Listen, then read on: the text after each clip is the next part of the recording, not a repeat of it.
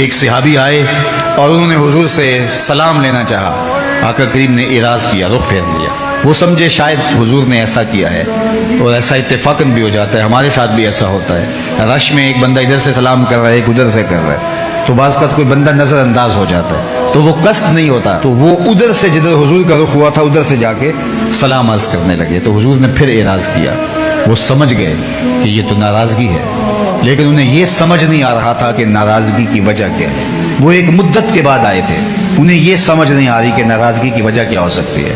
وہ صحابہ سے پوچھتے پھرتے ہیں، بلال تم بتاؤ حضور ناراض کیوں؟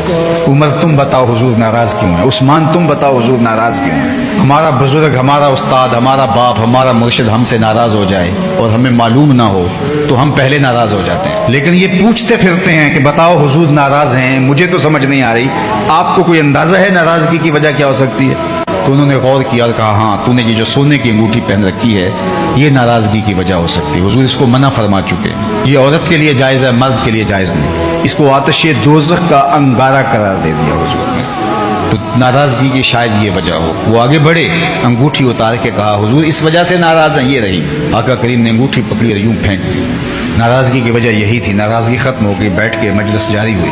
دیر تک بیٹھے رہے، باتیں چلتی رہی، گفتگو اختتام کو پہنچی. لوگ اٹھ کے گھروں کو پلٹنے لگے، تو یہ بھی واپس پلٹے. تو کسی نے اشارہ دیا، وہ انگوٹھی تو اٹھا لو، تم تو شرعاً نہیں پہن سکتے، تمہاری بیوی تو پہن سکتی ہے، قیمتی دھاتا اٹھا لو.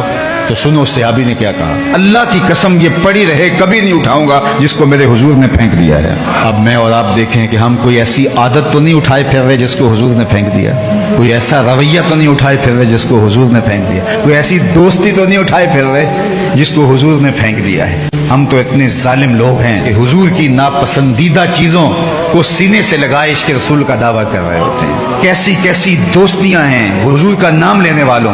ہم اپنے رویے دیکھیں، اپنی عادات دیکھیں، اپنی خصلتیں دیکھیں، اپنے مزاج دیکھیں، اپنا اٹھنا بیٹھنا دیکھیں، اپنے کاروبار کے تیور اور انداز دیکھیں، اپنی وضاقتہ دیکھیں، اپنا لباس دیکھیں، طرز زندگی دیکھیں.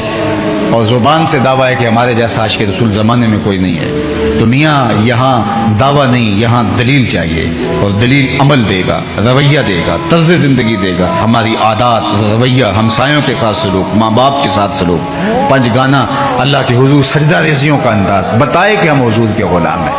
نہ یہ کہ ہم زبان سے اقرار کر کے اپنا عشق ثابت کرنے کے لیے دوسروں کو کافر قرار دیتے رہیں، لیکن خود ہم جہاں کھڑے ہیں وہاں ایک انچ بھی سرکنے کے لیے تیار نہیں. آئیے میں اور آپ اپنی زندگی کو حضور کے نام لگائیں.